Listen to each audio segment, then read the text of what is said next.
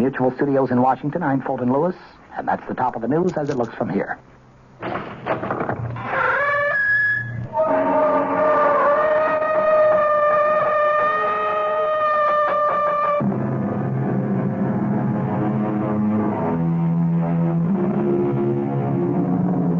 Come in. Welcome. I'm E.G. Marshall. Welcome to the sound of suspense, to the fear you can hear. I have an unusual story about a father and son. You know, it is said that love and hate are two sides of the same coin. If this is so, Phil, the son, never believed it. His hatred blinded him to the extent that he lost all humanity and compassion for his father. This is Phil Coleman. It's not in the past. It's now. Every day of my life since I can remember. It was my mother's life, the life of my sister. It wasn't only his miserable life that was destroyed. It was all of us. My mother dead at 43. My sister, I don't even know where she is or what became of her. Now, look, Mr. Coleman, I can appreciate what you've been through, but if you won't take him, he'll die here in prison. Let him die.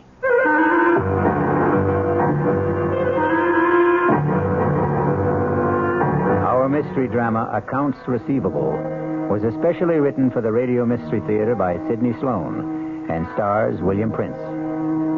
It is sponsored in part by Anheuser-Busch Incorporated, brewers of Budweiser, and by the Kellogg Company, makers of Kellogg's Special K cereal.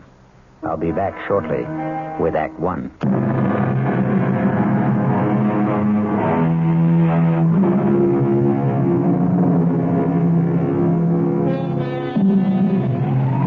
Bill Coleman parked his battered pickup truck in the prison compound marked for visitors. He walked 50 yards to the dirty gray guardhouse and presented his credentials to the stony-faced officer, who permitted Coleman to step out again into the rain and proceed toward the great, dirty granite complex, the maximum security prison for the state. Once inside, Coleman was ushered into the office of the chief prison doctor. Mr. Coleman, will you have a chair? I just want to get out the file on your father. I'm sorry I had to come out on such a nasty day. Let me see here. Coleman. Now, Richard. Oh, here we are. I don't really need to look at the file on Rich Coleman. I almost know it by heart. Caught in a police trap after being at large for 12 days after the payroll robbery at the Sphinx Tool and Die Company plant. Both his accomplices, Buddy Mayer and Mickey Montross, killed, running from the police, and their share of the robbery recovered. Only your father held out, denying that he had any part of the money. Please, Doctor. I know the story. Yeah, I suppose you do. Do you think he hid his share somewhere before the police got him? I don't know any more than you do. $106,000. Your father was quite a celebrity all over the papers, TV, radio. Nobody talked of anything else at the time. He was something of a folk hero. Gunman? Bank robber? A folk hero? Now, look, Mr. Coleman, the reason I asked you to come is that I couldn't write what I wanted to say. I discussed the matter with the warden, and he approved of my plan. He will cooperate, and with his help, it won't be too difficult to obtain a parole. Parole? He's coming out? He's had a serious heart attack. It's his third. Now, the parole can be arranged for humane reasons, etc. There's only one catch. The warden will go along with this if you will assume responsibility. No. He's a sick old man. No. What if you won't take him? He'll die here. Let him die. How long is it since you've seen him? I went to his trial. I took my mother. Over 9 years ago. You haven't seen him or written to him since? Well, he wrote to me when he was informed that my mother died. I didn't answer. He sent birthday cards to Harry, my son. I want you to do something for me. I want you to see him. No. No, I couldn't. I want you to do it for me. I won't ask anything else of you. Won't take long, Mr. Coleman.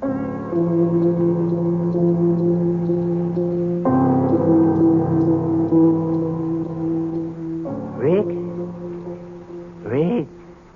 Think you can wake up a bit and talk? Yeah? Oh, it's you, Doc. What do you want? I brought someone to see you, Rick. Hello? Rick? Who is it? It's your son, Rick. He's come to see you. Phil? You? Yeah? Yeah, Rick. How are you feeling? I feel fine. I've been a little under the weather. How's the kid? Oh, Harry's fine. He's going to school. Fine. Nina, how's she? I only saw her that one time at the trial. Oh, she's okay. She's getting on. Hey, Phil, I wonder if, when you get back, would you send me a picture of Harry? Oh, yeah. I guess so. I'd appreciate that. Sure. Sure, I'll send you pictures. Well, only, Phil, if you don't mind, I'd like to have my grandson send it.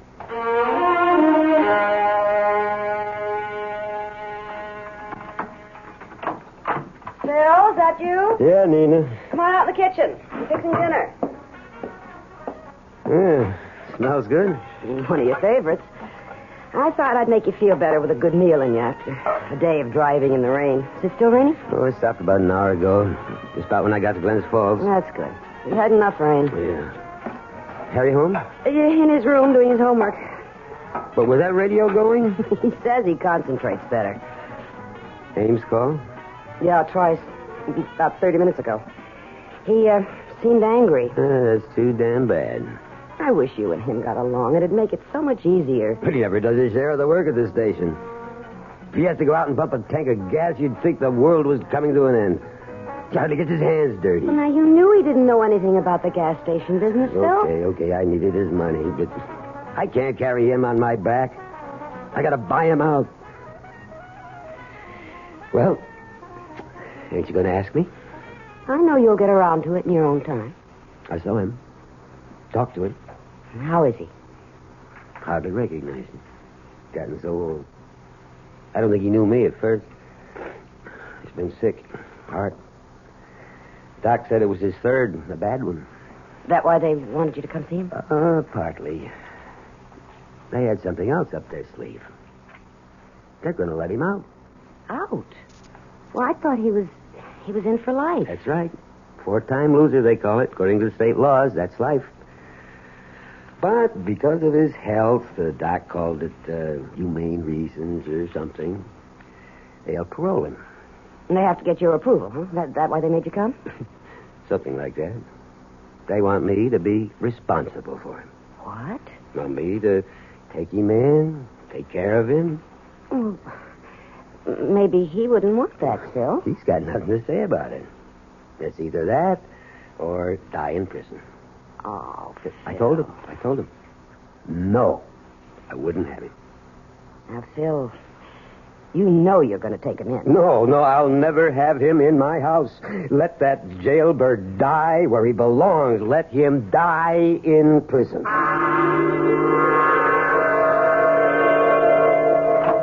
Had this hot tip in the 7th.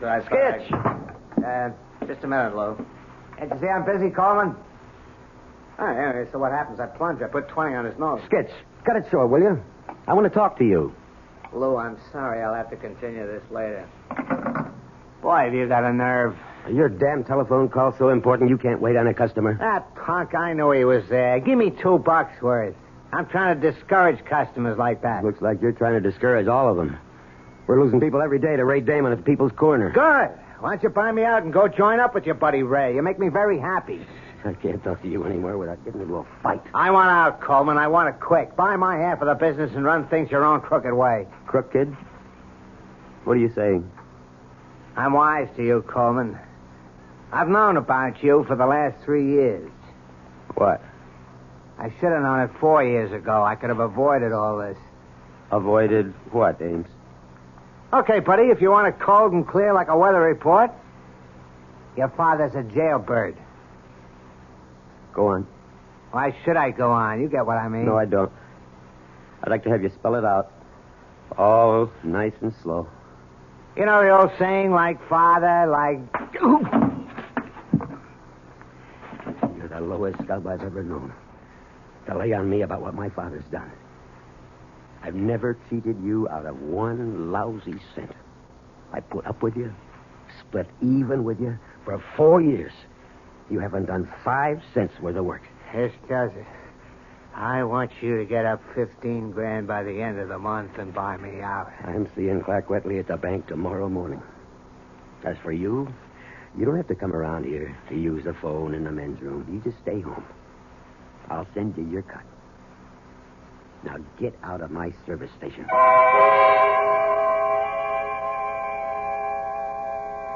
Hello, Mr. Wetley. I want you to excuse me for calling you at home after business hours. Well, you see, I can't make it down to the bank during the day. I've been trying for over a week. I'm kind of short-handed. Who, Ames? Oh, well, that's why I'm calling you. I want to buy him out. You see, it's a good business for one owner, but when you divide it in two... What I'm trying to say is I'm going to need a big loan from the bank. 15. Yeah, that's what he wants for his share. Well, he won't take less than that. Yeah, I know it's tough trying to do this over the phone. Maybe tomorrow morning. Oh, thanks. I appreciate that. Well, how'd he sound? Oh, I don't know. Well, that's a lot I'm asking for. Till suppose you can't get the money. What can Ames do? He called me on the phone at the station today. He says he's talking to his lawyer. And if I can't make it, he says he can force a sale of the property and a division of the proceeds. You know what that would amount to after we paid off the $5 grand loan to the bank and legal fees? Maybe $5,000-6,000 each. 5,000. Out of work. How long would it last? Nina, I'm desperate. I never felt so boxed in my life. I got only 10 more days till the end of the month. Oh, darling, don't worry. We'll manage. I'll get that. Yes. Yes, this is the Coleman residence. Who's...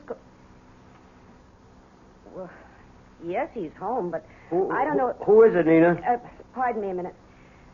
Phil, it's that doctor. The doctor from the prison? What do I need this for? At this time. I know what he wants, and he knows how I feel. Tell him to... No, give me that phone. Look, Doctor, why can't you leave me alone? You know, I don't want him now or ever. That's final. Goodbye. I can remember wanting a father so much it had hurt. I'd cry at night in my bed, and I'm quiet so my mother wouldn't hear. And I'd pray. Please, God, let me have him around for a week, huh? A whole day. An hour. That's when I really believed in a God. I swore that if I ever had a kid, I'd love him, take care of him. Clean and honest like his father. I've never taken a cent that didn't belong to me, Nina. I know that, dear, and I love you for it.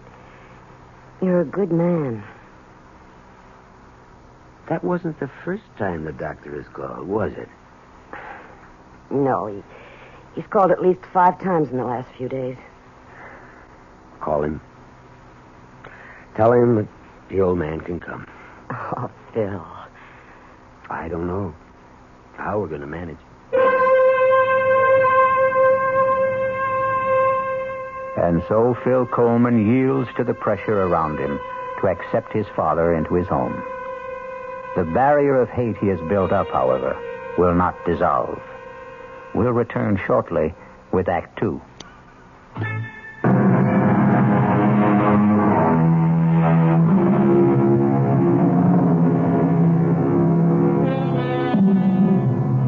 The first of the month has come, and Phil Coleman has not been able to raise the money to buy out his partner.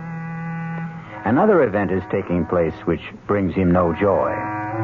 His father is coming today to become a permanent member of the household. It's them, Mom. They're here. It's Dad's pickup truck for Grandpa. Now, Harry, take it easy. You know how excited you get about things. Now, remember, he's an old man, and he's been very sick. I know. Mom, I'm really glad to see him. Well, go open the door. Dad's carrying the suitcase. Welcome, Grandpa. Here, let me take this suitcase. Dad, I'll show him to his room. Well, come in. Don't just stand in the door. Sure. Thanks. Let me take the suitcase. Huh? Oh, yeah, here. Follow me, Grandpa. I'll show you where you bunk. Harry, take it easy. Give him a chance to catch his breath. You want to sit down, Rick? Okay to sit, Phil? Sure. If you want anything, coffee or tea or anything. I ain't allowed to drink coffee. Oh. Well, if you're tired... No, I ain't. You can go to bed. Don't sit up to be polite. I ain't tired. Oh, Nina, I'm going down to the station. I got a little work to do. Well, Eddie called up at 7 when he closed up, Bill. What's the point of going there at this hour? Well, today's the first of the month. I thought I'd pay my bills. Some people do, you know. Phil, your father just got here. I got bills to pay, Nina. How about a game of checkers, Grandpa? Homework, Harry? I did it this afternoon so I'd have a chance to spend some time with Grandpa. How about it, Grandpa? I'm going to show you how to play that game. I was a champ at it.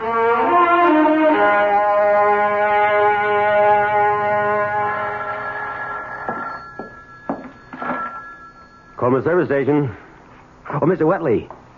Yeah, I called the bank earlier, but they said you was busy. Yeah. Well, it's getting kind of urgent. You see, I told Ames I'd be able to settle matters with him around the first of the month. It's the 11th already. He calls me every day. Mr. Wetley, I'm desperate. I gotta get that loan. What? Well, when can you let me know? Well, couldn't you make it sooner?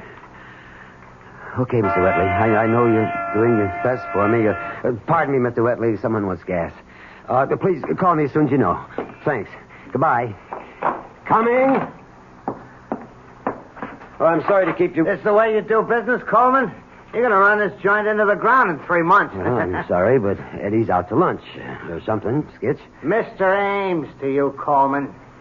Fill her up. Sure.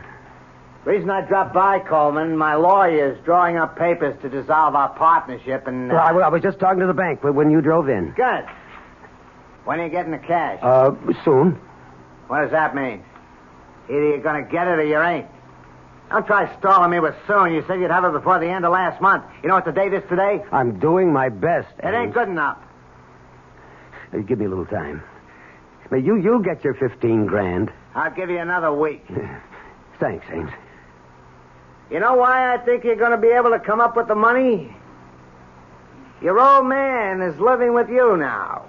What the hell are you driving at? Everybody knows he's got over 100,000 stashed away from that job he did about 10 years ago. You fat pig! I'll pull you out of that car. Oh, my God, you're choking me. Okay. Now get out of here.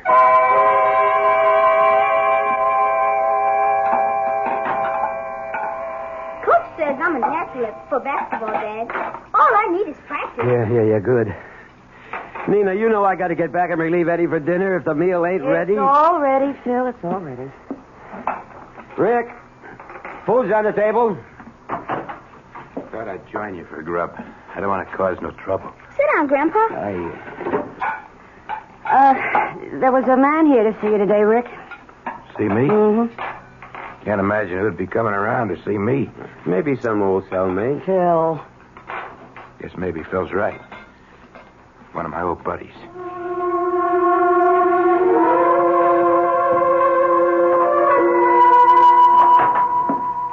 Yes, sir. What can I do for you? Mr. Coleman. Yep. Sorry to bother you during business hours, but seemed like the best time to talk to you alone. Oh, my card. Herbert, McCauley, Crandler, Nepping. International Insurance. I'm an insurance detective. Let me explain. When a big job is pulled, maybe 100, 200 grand, even bigger, the insurance companies have to fork over the money to the people who have insurance to cover such things. The money that isn't recovered, that is. You get me? Yeah. But what you don't know is the insurance companies never give up. They'll follow a man right into his grave to get back the stolen cash. Take your father's case, for example. I don't want to go into it. I know all about it. It might be worth your while to talk to me. 10% of $106,000 is a lot of green. 106,000 was your father's cut of the heist. And that's the amount still missing from the Sphinx Tool and Die Company hold-up 10 years ago. But on trial, he said he never got his share, that his buddies cheated him. Ah, bunk. The jury didn't believe him then, and I don't believe him now. He's got it. But he'll never be able to spend a buck of it. We've been after him for 10 years already, and that ain't nothing. We kept after a guy for 20 years and finally got the money back. Happened before I got in the company. They caught the guy digging up a big glass bottle stuffed with moldy old bills. And here's the laugh. The bills were the big old size, printed before they changed over to the small ones. He couldn't have spent the money. It was out of date. Yeah, I'm a busy man, Mr. Yeah, Macaulay. I was over to your house yesterday to talk to Rick, but I figured it'd be better talking to you. Oh, so that was you. Look, I'm short-handed here. You're keeping me I guess you didn't hear what I said a moment ago. You could get 10% of 106 grand just for helping me get the money back from your father.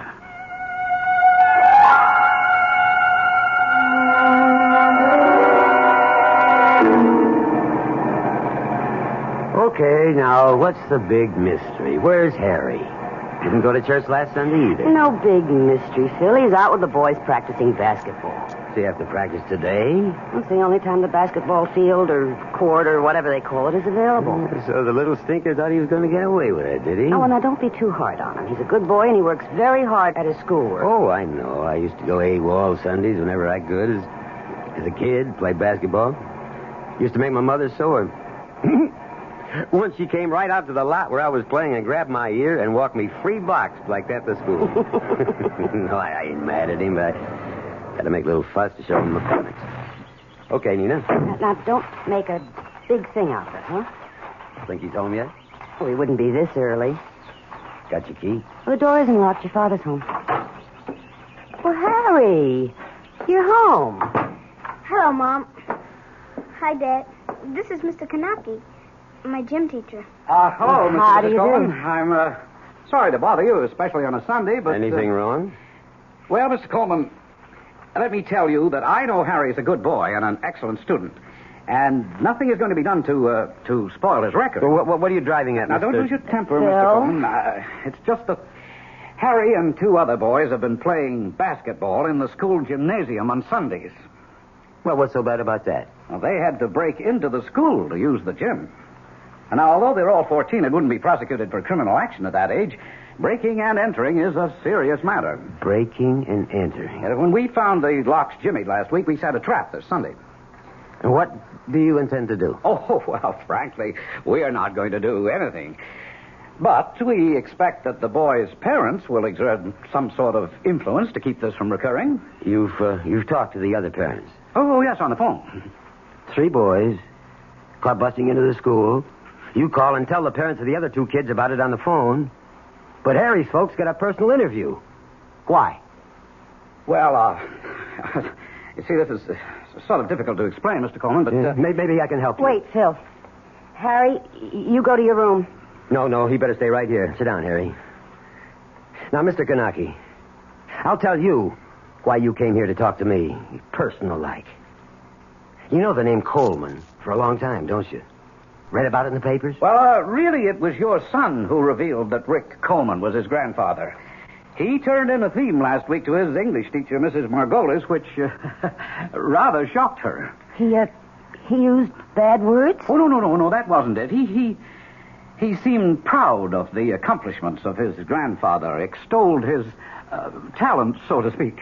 Now, aren't you making a lot more out of this than is really there? Well, I told Mr. Gilchrist I didn't want to come here, but he insisted. It seems that he wanted to know about your father, Mr. Coleman. We understand that he's living with you. You think he's been a bad influence? Oh, I'm trying not to make any judgments, Mr. Coleman, but I expect you will. And now I think I've said enough. Please excuse me for spoiling your day. Goodbye. Keep your nose clean there, Harry. Bye, Mr. Kanaki. Go to your room, Mary. Yes, Dad. I got a lot of homework anyway. Well, what are you going to do, Phil? I don't know. But I'm going to start out with him. With Rick.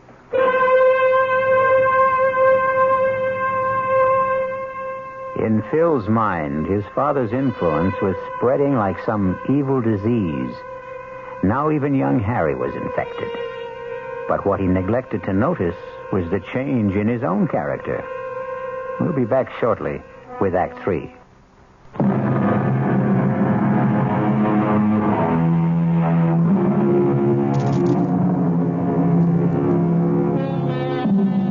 Despite Phil's resolve to speak to his father immediately, so many other matters converged on him that it was several days before he had time to get Rick alone for the soul-searching talk that he envisioned.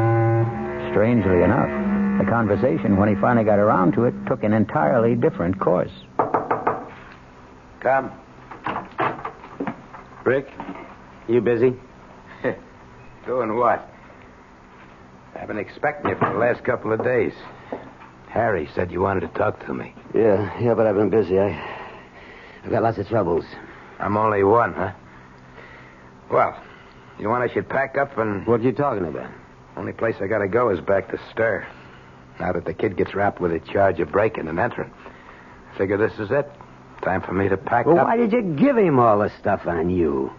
The story he wrote for his teacher about your life. He told me he was going to write it. He asked me for help. I told him don't do it. It'll get you in trouble. So he goes down to the library. And they let him see the old newspapers and microfilms. Oh, so that's how he got it. Ask him. No, I believe you. First time in your life, huh, Phil? What? That you believe me. Yeah, maybe. Rick, you know Macaulay, insurance detective? Him. That old troublemaker. First couple of years I was in Stir, he was practically my only visitor. Yeah, well, he came to see me with something on his mind. Don't tell me, I know. That old story, huh? That dough was supposed to be my cut.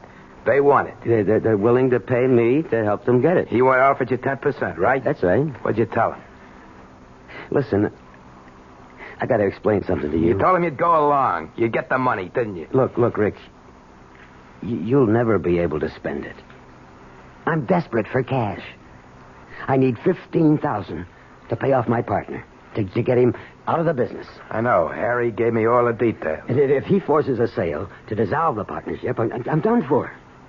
We both won't get what the place is worth. And I'll be out of work. What can I do? Look, the bank is holding back on lending me 15. But I could get 5. Give me the money, Rick. Oh, boy. That's a laugh. You've never done anything for me in my whole life. Now's your chance to pay me back for the kind of childhood and life I've had because of you. Hold on. I'd like to help you if I could, but I can't. Why not? Because you want to hog the whole $106,000 for yourself? You think that? Yeah, Macaulay does too. I haven't got the money. You know where it is? No. I said at the trial I didn't get my cut. They cheated me. Yeah, they said you were lying then. I told the truth. You're lying now. Okay. Suppose I'm lying. I'm not giving up that money because there ain't no money.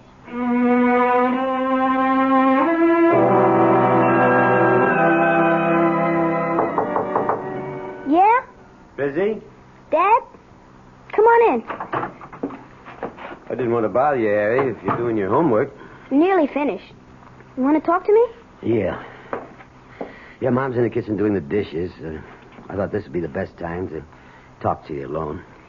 If it's about that trouble. You know the Sunday basketball business? Don't worry. I had a long talk with Mr. Gilchrist, and he's going to forget the whole matter. Also, in spite of the fact that Mrs. Margolis didn't like the subject matter of the theme. She gave me an A- for effort in research. Yeah? Yeah, that's good. I won't make stupid mistakes like that again, Dad. You can bet on it. Yeah. Look, what about Rick? What do you mean? Well, where does he go when he goes out? He hardly ever goes out. He sits around in his room most of the time. I asked him about it. You know something? He's been locked up for so long in a jail cell that he isn't used to having any freedom. He told me he doesn't feel safe outside. How do you like that? But when he does go out, where does he go? Once a month. He has to report to his parole officer. The office is over on Dean Street. I walked over there with him once. He wanted my company. Well, any other time? I mean, does he go out maybe when you're in school or nobody's home? Slip out, kind of secret-like? Why would he do that, Dad? Well, I'm just asking. I'm responsible for him. I know, but you don't have to worry about Grandpa. He told me he doesn't want any more trouble in his life. He's a sick old man. Yeah. You're right. One thing, it's bothered him when he sort of let it slip out one time when we were talking. It bothered me, too. What was that? About the money? What money? Oh, you mean the money they think is hidden? He doesn't have the money. He never had it. Yeah, that's what he told me. You don't believe him? Well, let's forget I ever brought it up, huh? If Rick convinced you, that's all that counts. That's what I was trying to tell you. That bothers him. You and Mom, you both call him Rick. Yeah? He's your father. Couldn't you... What do you want me to call him? Daddy? No, not that way. But just once, be nice to him. Make him feel like he belongs. Rick never done anything in his life for me.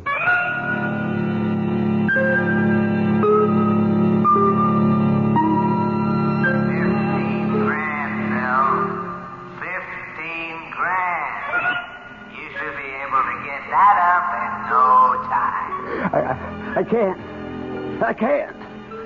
The bank says I gotta get more collateral. Everyone knows he's got over 100,000 stashed away. I wouldn't touch that. I wouldn't touch. 10% of 106,000. I'll keep my mouth shut.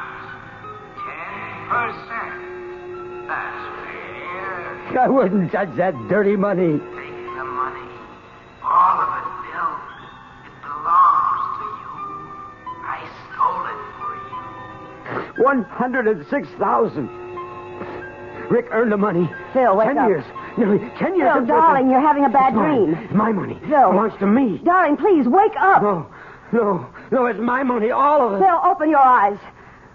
You were having a bad dream. I could hardly wake you. Oh. Are you all right? Oh, yeah, I'm all right. Do you want a glass of water or something? No, I'm okay now. You were dreaming about that money, weren't you? You kept saying something about 106,000. And then you said, it's mine. It belongs to me. Oh, that's just a dream. Forget it. I'm getting up. Phil, it's 1 o'clock in the morning. You've only been asleep 2 hours. I'm getting up. Mind if I switch on the light? No. I'm going out, Nina. Out? At this hour? When will you be back? Later. I don't know. I don't want you to say anything to Harry about this. Or to anyone. Understand? No. But I won't say anything if you don't want me to. Well, I'd like to explain, but there's no time.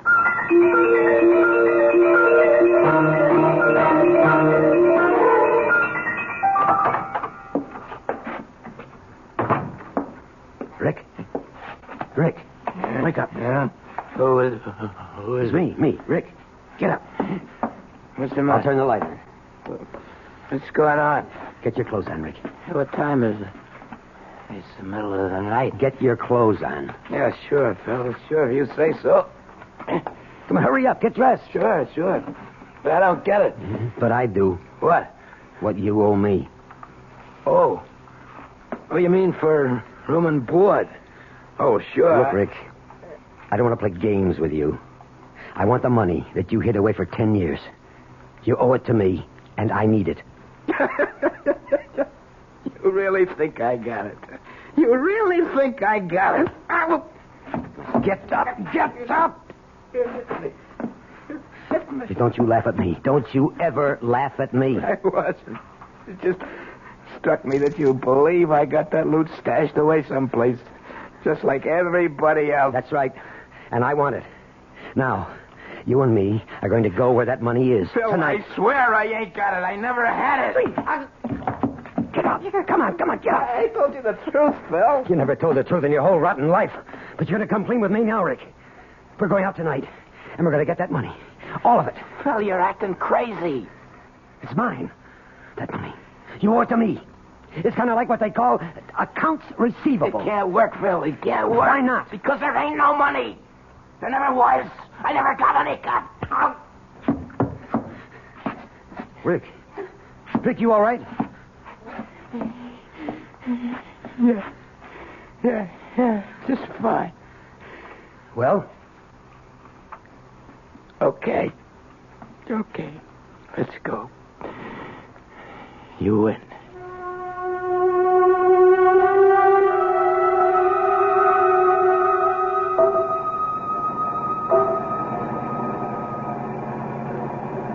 How much farther?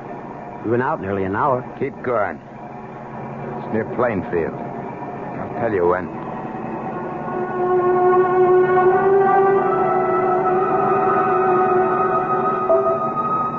We're 5 miles past Plainfield. It's near here. I recognize it. I see it. Stop here. Okay. Now where? Here. See this here path? Up to the top of the hill. Wait till I get the shovels out. You feel all right? Sure. Let's go. It's not easy climbing up ahead. Keep going.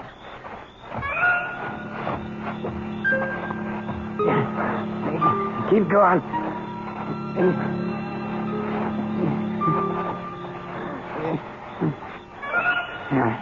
Here. This is it. Here, start digging.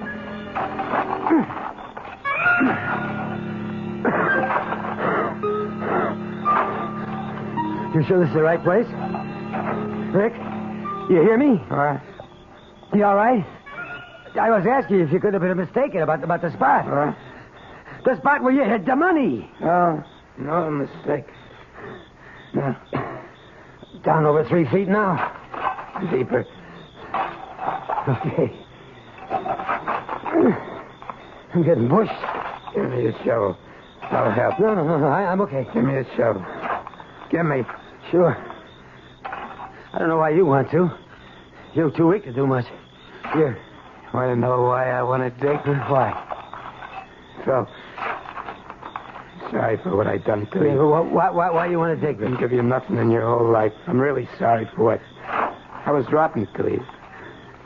You know why I want to dig? No, why? Because I'm digging my own grave. Hey, Rick!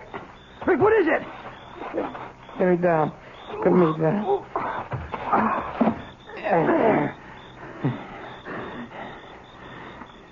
There ain't no money, Phil. Not a damn cent. No dough. I was telling the truth once in my life, and nobody believed me. Okay. I believe you. No, let's take it easy. You're going to be okay. No, never. So, why'd you want to go through with this whole digging business if you knew it wasn't there? I wanted to show you what wanting money can do even to an honest Joe like you. Now maybe you can understand the kind of mug your father was. Oh, Rick. Rick, listen. Everything's going to be all right between us from now on. Sure. Only one thing. Yeah? Call me something besides Rick. Yeah. Yeah, I've been wanting to. I've been wanting to. That easy for me to say it. Pa? Pa? Get well. Don't die, Pa. Thanks, Phil. Thanks, son. Pa! Phil Coleman searched for a father all his life and lost him at the moment of finding him. I'll be back shortly.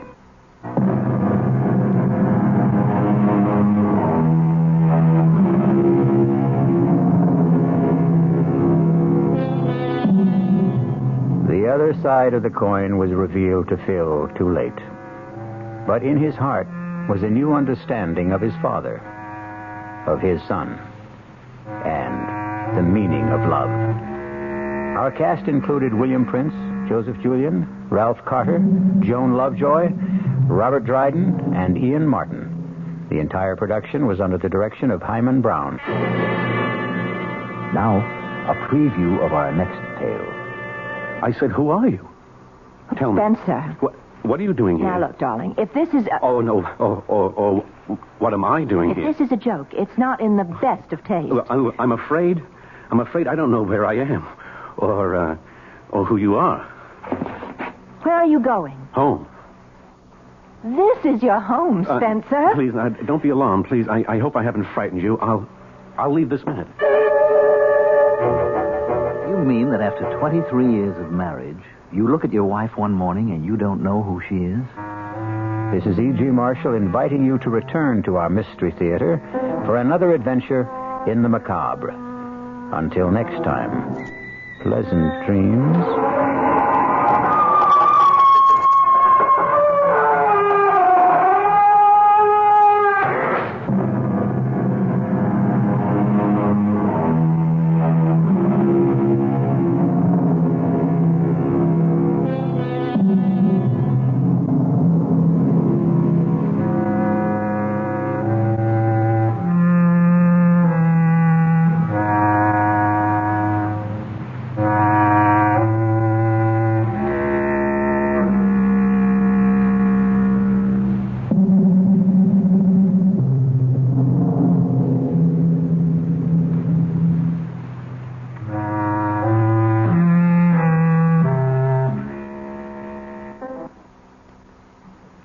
The preceding Mystery Theater program was furnished by the CBS Radio Network.